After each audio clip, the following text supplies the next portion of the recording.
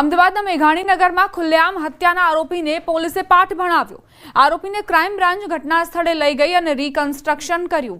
Kagdapith police સ્ટેશનમાં અપહરણની ફરિયાદ નોંધાઈ હતી। અપહરણ કર્યા બાદ મૃતકને મેઘાણીનગરમાં આવેલ પટણીનગર પાસે માર મરાયો હતો। લાકડી ધારિયા જેવા હથિયાર સાથે આરોપી પર હુમલો કર્યો હતો। ક્રાઇમ બ્રાન્ચ દ્વારા સફલ 3 માર્કેટ કે જ્યાંથી મૃતકનું અપહરણ થયું હતું ત્યાં આરોપીને લઈ જવાયા હતા અને ત્યાંથી આરોપીને પટણીનગર ખાતે લાવીને રીકન્સ્ટ્રક્શન કર્યું હતું।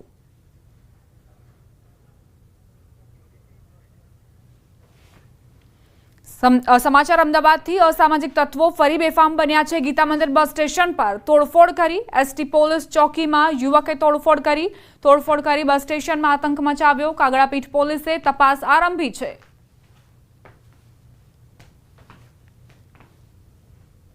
કોઈ અજાણ્યા ઈસમે બહાર ગાડાગાડી કરી અને આ ચોકીના ડોર ઉપર લાતો મારેલી હતી, જેના કારણે છે એ એક કાચ છે તૂટેલો હતો। આ બાબતે છે એ તાત્કાલિક સરકાર તરફે છે એ નુકસાનીની, ગાડાગાડીની અને પબ્લિક પ્રોપર્ટી ડેમેજ એક્ટની કલમ 3 મુજબ ધોરણસરનો ગુનો દાખલ કરેલો છે। વલસાડમાં થયેલી 11 લાખની ચોરીનો ભેદ ઉકેલાયો। વલસાડ જિલ્લા પોલીસે મહારાષ્ટ્રના મુંબઈના કલ્યાણથી એક આરોપીને ઝડપી સળિયા પાછળ ધકેલી દીધો છે। જો કે પોલીસના હાથે જે ચોર લાગ્યો છે તે કોઈ સામાન્ય નહીં, પરંતુ તેણે એકલા હાથે અત્યાર સુધી ગુજરાતની સાથે આંધ્રપ્રદેશ, તેલંગાણા રાજ્યની પોલીસને પણ દોડતી કરી હતી। બંધ ફ્લેટનો દરવાજો તોડી 4.95 લાખ રૂપિયા રોકડ અને 6.16 લાખની કિંમતના સોના ચાંદીના દાગીના મળી 11 લાખની ચોરી કરીને આરોપી પલાયન થઈ ગયો હતો। ત્યારબાદ પોલીસે તપાસનો ધમધમાટ તેજ કરતા મુંબઈના કલ્યાણ વિસ્તારમાંથી આરોપીને સકંજામાં લઈ લીધો।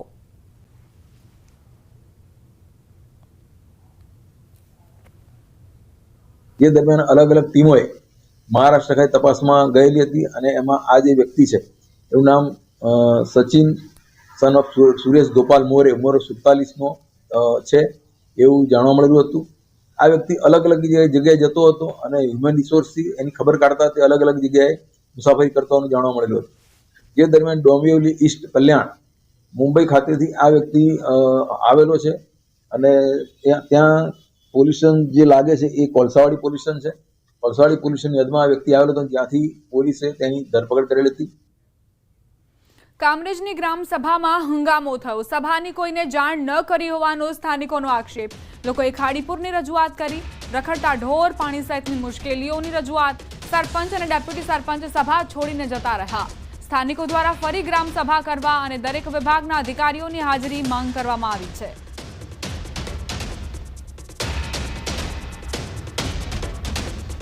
કામરેજમાં ખાસ ગ્રામ સભાનું આયોજન કરવામાં આવેલ હતું, જેમાં લોકો દ્વારા પ્રશ્નો ઉઠાવાતા ચાલુ ગ્રામ સભામાંથી તમામ પદાધિકારીઓ અને અધિકારીઓ જતા રહેલા છે। અમે અહીંયા આવ્યા ત્યારે અમને ખબર પડી કે અહીંયા ગ્રામ પંચાયત સભા છે। અમને ખબર જ નથી પડતી કે અહીંયા ક્યારે ગ્રામ સભા યોજાય છે, બરોબર। બાકી અમને કોઈ જાણ કરતું નથી ને અમે અહીંયા આવ્યા તો અહીંયા જે સરપંચ સાહેબને જે હતા તો અમે અમારી રજૂઆત કરી કે આ પ્રશ્ન અમારો, તો એ લોકો અમારી માથે જોરથી ચીડાવવા માંડ્યા છે અને એ લોકો અહીંથી નાહી ગયા છે। આણંદથી સમાચાર। આંકલાવમાં બાળકીનો મૃતદેહ મળ્યો। અભ્યાત બાળકીનો મૃતદેહ હોવાની આશંકા। સિંધ રોડ પાસેના નિઝામપુરાથી એક મૃતદેહ મળી આવ્યો।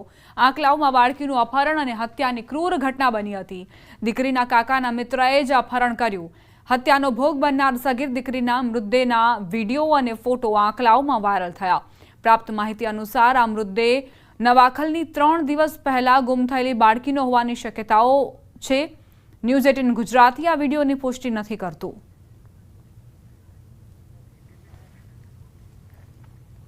સાબરકાંઠાના પ્રાંતિજના વહોરવાડ વિસ્તારમાં એક વૃદ્ધે 6 વર્ષની બાળકી સાથે શારીરિક અડપલા કર્યા હોવાની ઘટના બની હતી।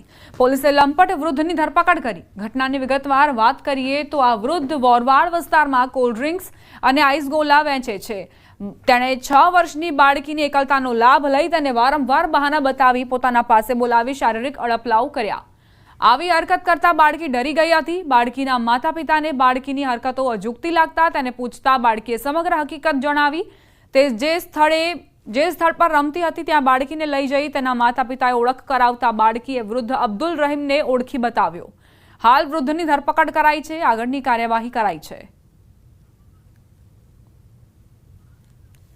પ્રાંતિજ પોલીસ સ્ટેશન વિસ્તારમાં આજથી 10 દિવસ અગાઉ સગીર વયની બાળકીની છેડતી કરવા અને જાતીય સતામણી અંગેનો બનાવ બનવા પામેલ.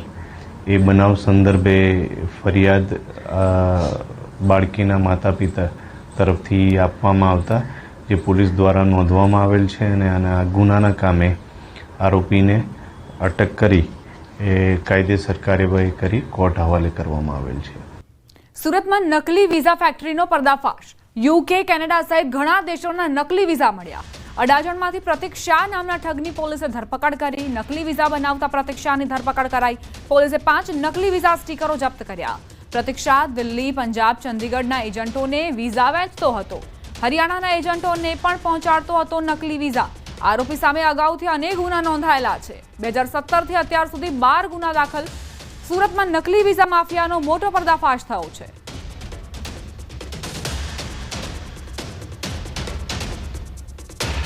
પણ વ્યક્તિને વિઝા જોઈતા હોય, કોઈ પણ દેશના જે દેશની અંદર ઝડપથી વિઝા ન મળતા હોય અને ખૂબ જ અઘરું પડતું હોય એવા દેશો, યુરોપિયન કન્ટ્રીઝના ખાસ કરીને દેશો છે, એના વિઝા આ લોકો ડુપ્લિકેટ બનાવીને આપતા હતા. ત્યારબાદ જ્યારે વ્યક્તિ ટ્રાવેલ કરે ત્યારબાદ તે જે તે દેશની અંદર જાય તો પકડાઈ જાય. એ રીતે એક તો ચીટિંગ કરતા હતા. હિંમતનગર અમદાવાદ હાઈવે પર અકસ્માતની ઘટના બની. 3 વાહનો વચ્ચે અકસ્માત, જેમાં 5 લોકો ઘાયલ થયા. મોપેડ, રિક્ષા અને કાર વચ્ચે આ અકસ્માત સર્જાયો, જેમાં રિક્ષા અને મોપેડનો કચ્ચર ઘાણ વળી ગયો.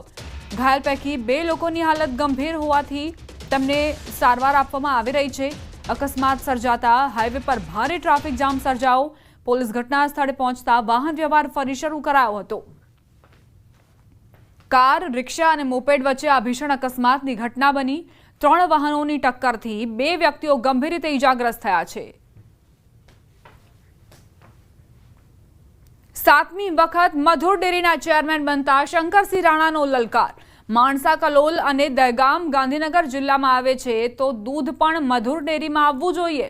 1998માં માણસા, કલોલ અને દહેગામ તાલુકાઓ ગાંધીનગરમાં ભળ્યા. આ 3 તાલુકાઓનું દૂધ મધુર ડેરીની જગ્યાએ અન્ય ડેરીમાં ભરવામાં આવે છે. જે તે સમયના મધુર ડેરીના ચેરમેને આ વ્યવસ્થા કરવાની જરૂર હતી. હવે દિલીપભાઈના સહયોગથી આ તાલુકાઓ મધુરમાં દૂધ ભરે તેવી વ્યવસ્થા અમે કરીશું. મધુર ડેરી દૂધ કલેક્શન માટે વ્યાપ વધારશે. મધુર ડેરી દૂધ કલેક્શન માટે માણસા, દહેગામ અને કલોલ તાલુકાનો સમાવેશ કરશે. કલોલ અને માણસા તાલુકો હાલ દૂધસાગરમાં દૂધ ભરાવે છે. દહેગામ તાલુકો હાલ ઉત્તમ ડેરી સાથે જોડાયેલો. ગાંધીનગર તાલુકાના ગામો જ હાલ મધુરમાં દૂધ ભરાવે છે. મિલ્કશેડ એરિયા વધારવાની છે. ગાંધીનગર જિલ્લાનું 1998માં વિસ્તૃતીકરણ થયું. જિલ્લાના તાલુકાઓમાં દહેગામ, કલોલ અને માણસા ભર્યું છે, ત્યારે મિલ્કશેડ એરિયા બદલાયો નથી. એ મુવમેન્ટ અમે નરેન્દ્રભાઈ મોદી સાહેબના વડપણ નીચે સાહેબના કહેવા મુજબ કામગીરી શરૂ કરી અને આવનારા દિવાળીના આજુબાજુના દિવસોમાં આપણે આ તાલુકાઓને આપણા ગાંધીનગર જિલ્લામાં ભેળવી અને દૂધ વધુ મળે, લોકલ દૂધ સારું મળે એ માટેના પ્રયત્નો અમે કરવાના છીએ મિત્રો.